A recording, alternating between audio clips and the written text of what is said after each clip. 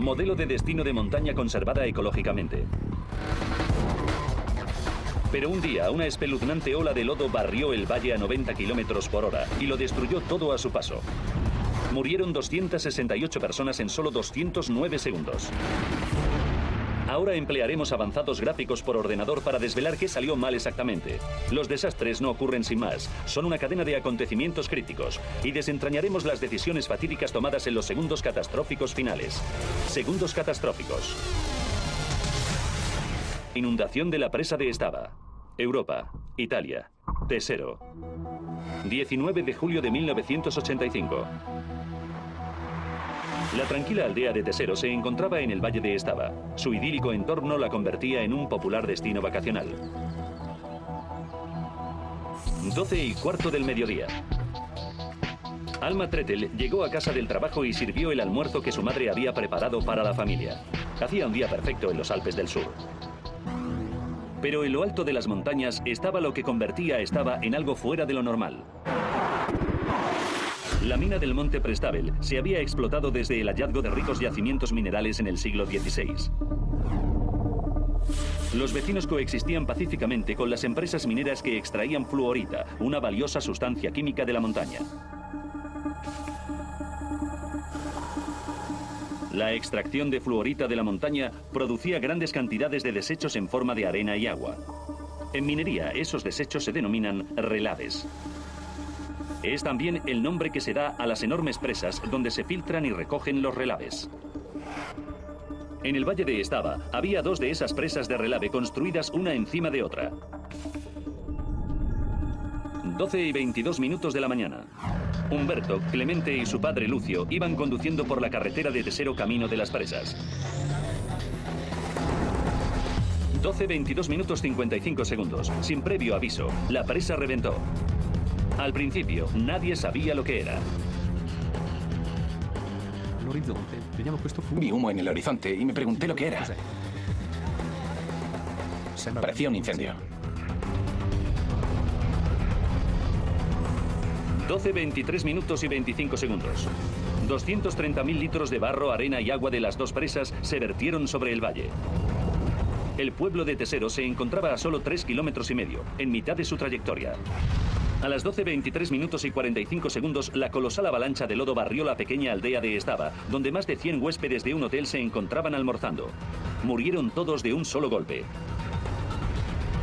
La avalancha de barro se dirigió después a 90 kilómetros por hora hacia Humberto, Clemente y Lucio de Florian. A las 12:25, la ola de barro arrasó Tesero.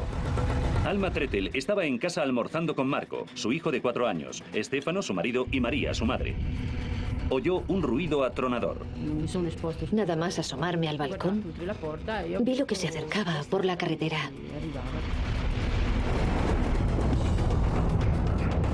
Segundos después, casi 250.000 de litros de barro arrasaron la calle de Alma y rompieron en pedazos 17 de las 25 casas.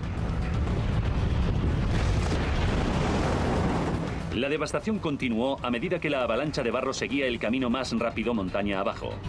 Edificios enteros, calles y bosques quedaron destrozados. 12:25:44. El antiguo puente que llevaba en pie casi 10 siglos quedó casi completamente destruido. Finalmente, 40 segundos después, todo había acabado. El barro se estrelló contra el lecho del valle, donde perdió impulso y fue a parar al río Avisio. La catástrofe solo había durado 3 minutos, pero dejó una estela de 5 kilómetros de caos. El hermoso valle de Estava había quedado reducido a escombros. Clemente de Florian escapó por los pelos de la avalancha corriendo cuesta arriba.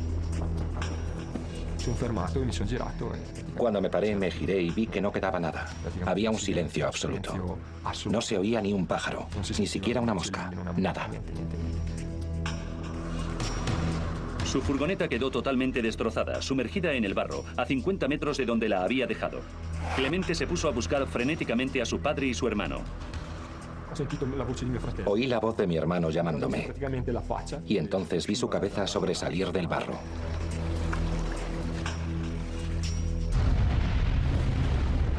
Mientras tanto, a 100 metros de distancia, el escultor local Giuseppe Mich vio los daños desde la ventana de su taller y acudió a socorrer a la gente.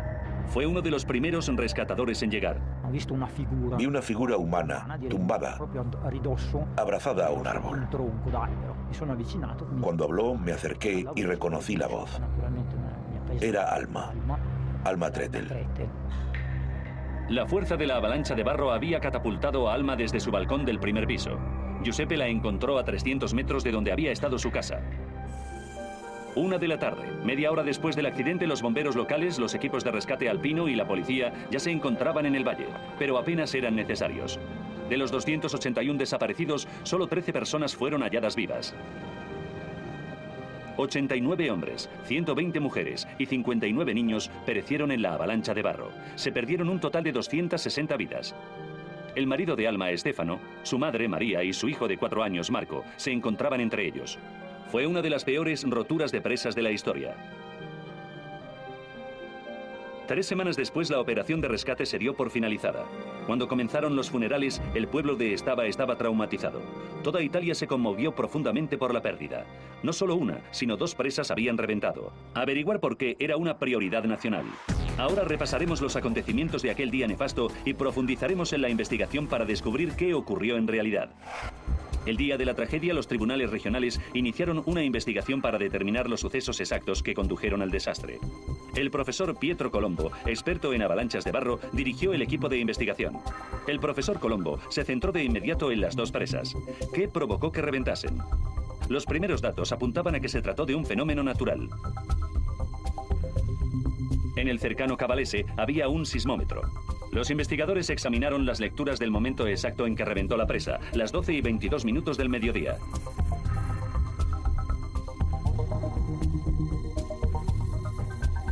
Sorprendentemente, mostraban un temblor significativo, seguido de otro movimiento fuerte 30 segundos después. Otros sismógrafos de la región apenas registraron el temblor o ni siquiera lo registraron. Resultaba muy extraño y significaba que los temblores estaban muy localizados, demasiado localizados para ser un terremoto. Entonces, ¿qué causó la lectura de los sismómetros con 30 segundos de separación?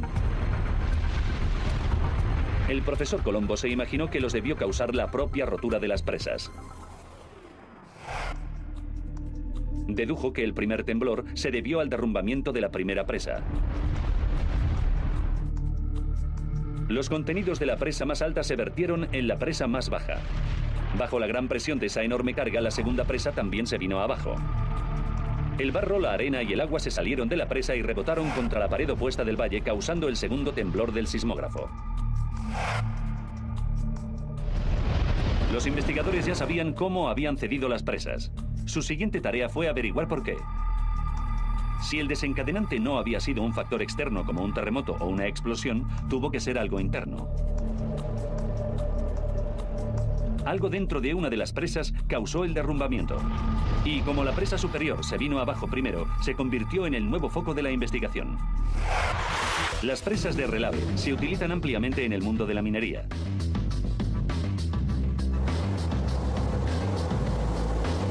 La producción de fluorita requiere grandes cantidades de agua que supone el 95% de todos los desechos del proceso.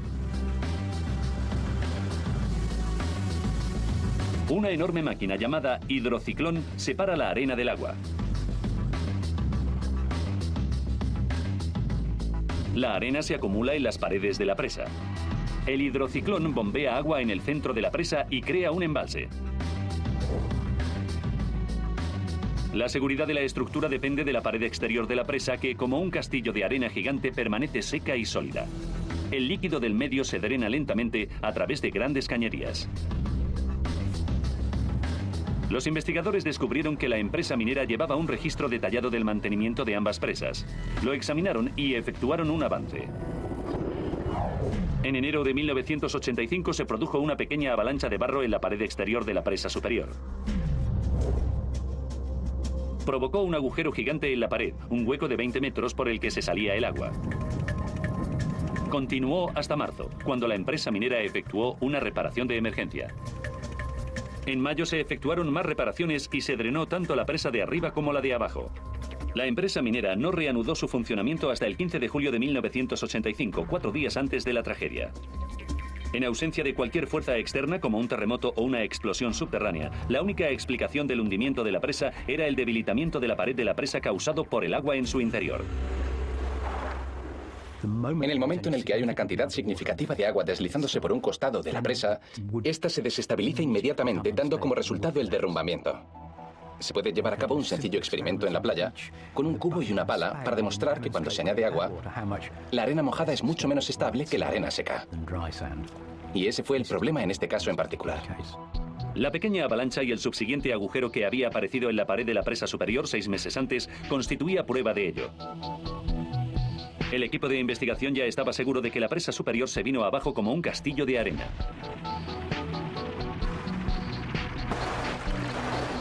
Empezaron a estudiar por qué y examinaron los archivos meteorológicos de los 66 años previos al accidente y efectuaron un descubrimiento fascinante. Los investigadores se fijaron en que el año 1985 fue uno de los más lluviosos de la historia en el Valle de Estava, con casi un 22% más de lluvia de lo normal. Era una buena pista para el profesor Pietro Colombo. Estaba seguro de que la plusmarca de pluviosidad jugó un papel importante en la crecida del nivel del agua. Pero no estaba seguro de que fuera el único factor concluyente. Los investigadores necesitaban desesperadamente una nueva pista y se concentraron en el corazón del accidente, las propias presas. La brecha de la presa superior era claramente visible, pero la presa y el embalse inferiores estaban totalmente destruidos. Tras registrar 360 toneladas de barro, sedimentos y escombros, encontraron una pista entre los restos de la presa de arriba. Era la tubería de drenaje y estaba rota. Ahora ya tenían algo. La examinaron más de cerca y revelaba señales cruciales de una reparación anterior. Se había sustituido una sección de tubería. Pero durante los años transcurridos desde la reparación, el peso de los desechos mineros o relaves acumulados encima la habían combado. Al final acabó soltándose de los puntos de anclaje, se abrieron huecos y resultó inservible. Los investigadores se dieron cuenta de que la culpa la tenían las reparaciones de emergencia que la empresa minera había comenzado 2 meses antes del desastre. Para llevar a cabo esas reparaciones, la empresa minera tuvo que vaciar cada embalse. Pero 3 semanas antes de que reventasen, los embalses se habían vuelto a llenar. Y 4 días antes los habían puesto en marcha. Bombearon desechos a la presa, pero la tubería rota no pudo drenar el exceso de agua. Y entonces la pluviosidad y el agua del deshielo se encontraban en su punto máximo. La presa no pudo contener la presión contra las paredes de esas fuentes combinadas de agua y el agua del interior del embalse acabó reventándola. La estabilidad de la presa de Estava exigía que el agua se mantuviera alejada de la ladera exterior de la presa. Si el agua se acercaba a la ladera exterior de la presa, su derrumbamiento era inevitable. Al final, algo tuvo que ceder. La pared de la presa superior se vino abajo y liberó 360 toneladas de arena y agua que barrieron el valle destrozándolo todo a su paso.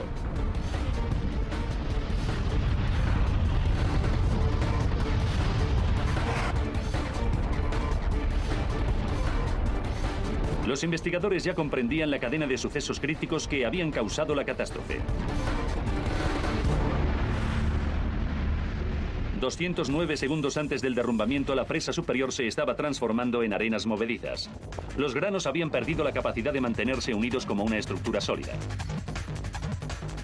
198 segundos antes, el denso líquido ya estaba vertiendo desde la presa de arriba a la presa de abajo, que estaba peligrosamente sobrecargada. 179 segundos antes del derrumbamiento, la presa inferior estaba a punto de reventar. Se vino abajo y liberó los relaves licuados. 159 segundos antes, la avalancha de barro alcanzó el pueblo de Estava, a 800 metros de distancia, y destrozó 24 casas y 3 hoteles, donde más de 100 turistas se encontraban almorzando. Perecieron todos. 99 segundos antes del desastre. La ola de barro llegó a las afueras del norte del pueblo de Tesero. Humberto y Clemente iban en la furgoneta de su padre por la carretera del valle. Mi padre no malgastó ni un segundo. Nos dijo, salid, rápido, corred cuesta arriba. Humberto y Clemente escaparon, pero la ola, que viajaba a 90 kilómetros por hora, mató a su padre, Lucio. 79 segundos para el desastre. La avalancha alcanzó la calle donde vivía Alma Tretel y arrasó 17 casas. Escuchó un estruendo y salió al balcón, desde donde vio la cascada de barro que bajaba por la calle. No tuve tiempo de decir ni una palabra antes de que la casa se hundiera bajo mis pies. Cuando la casa se vino abajo, Alma salió lanzada desde el balcón y aterrizó a 300 metros de distancia. En solo 3 minutos y medio, 230.000 metros cúbicos de barro, agua y escombros habían devastado un área de casi 44 kilómetros cuadrados. ¿Había sido el desastre de Estaba un incidente aislado? El profesor Colombo quería averiguarlo. Recurrió a los registros de mantenimiento de las 2 presas de Relave. Su investigación obtuvo unos resultados impactantes. En 1974, el municipio de Tesero ordenó a Fluor Mine, la empresa que explotaba la mina, que efectuase una inspección. Los resultados de las pruebas mostraron que el ángulo de la ladera de la presa superior era excepcionalmente elevado y su inestabilidad se acercaba a un nivel peligroso. Al ingeniero que llevó a cabo esas pruebas le sorprendió que las presas no hubieran reventado antes. Debería haber servido de advertencia. Pero no se hizo nada. La situación se ocultó y se siguió trabajando con normalidad. Eso ocurrió 10 años antes del desastre. El hallazgo empujó a los investigadores a profundizar en el tema y descubrieron todo un catálogo de errores. El suelo era totalmente inadecuado para sostener las presas. El terreno era demasiado pantanoso para permitir un drenaje correcto, un requisito esencial para su adecuación. Sin un drenaje adecuado, las paredes no podían secarse ni permanecer sólidas y estables. Y lo que era más, los cimientos de la presa superior se habían construido parcialmente sobre la presa inferior. Significaba que la presa de arriba estaba edificada en parte sobre el barro húmedo de la presa de abajo, en lugar de sobre suelo sólido. Pero lo más asombroso de todo era la reparación inadecuada de la tubería rota de la presa superior. Con tantos problemas, era solo cuestión de tiempo que las presas de la mina sufrieran un accidente. Estaban construidas al límite de su capacidad y de su estabilidad. La más ligera alteración podía causar que reventasen. Es sorprendente que la estructura no se viniera abajo mucho antes de lo que lo hizo. Los hallazgos de la investigación eran lo suficientemente concluyentes como para presentar cargos. El juicio tuvo lugar en 1988. El proceso del Valle de Estaba tardó 7 años en completarse. Al final, 10 personas, 8 de las 5 empresas que habían explotado la mina desde la construcción de la presa superior y 2 miembros del Consejo Regional a cargo de la seguridad en las minas fueron declarados culpables del desastre y de homicidio múltiple. Todos fueron condenados a penas de cárcel. Hoy Alma Tretel tiene que vivir con la pérdida de su hijo de 4 años, Marco, su marido Estefano y su madre María en la tragedia. Estuvo a punto de morir ella misma, pero no siente rencor hacia los responsables del desastre. Creo que no soy quien para juzgar a esos hombres. Ni siquiera me lo planteo. Antes estaba indignada porque pensaba que era su deber efectuar revisiones de seguridad y no las habían hecho. Si lo hubiesen hecho, no habría ocurrido nada. Pero si sintiera rencor hacia esa gente durante el resto de mi vida, acabaría sintiéndome mal yo misma. Así que le dije a Dios que se los dejaba a Él, que lo ponía en sus manos. Alma Tretel pasó meses en un hospital recuperándose de sus múltiples heridas, pero ha tardado mucho tiempo en rehacer su vida. Pasé 5 años realmente duros, pero luego conocí a mi actual marido y recuperé un poco de esperanza. Vi más luz al final del túnel de la que veía antes. Luego tuvimos 2 hijos y ahora estoy contenta por cómo he rehecho mi vida. Tras el juicio de Estaba, y aunque en Italia se mejoraron las leyes en materia de seguridad en las presas de Relave, en otros países aún tuvieron que aprender la lección. Desde 1985 se han producido no menos de 33 accidentes similares en todo el mundo, 8 de ellos en Estados Unidos. En Estaba la mina no volvió a reabrir después de la tragedia, pero tras una exhaustiva restauración, el valle ha recuperado su antigua belleza. Los turistas han regresado y los vecinos han contribuido a reconstruir su comunidad y han recobrado su tranquilo e idílico estilo de vida.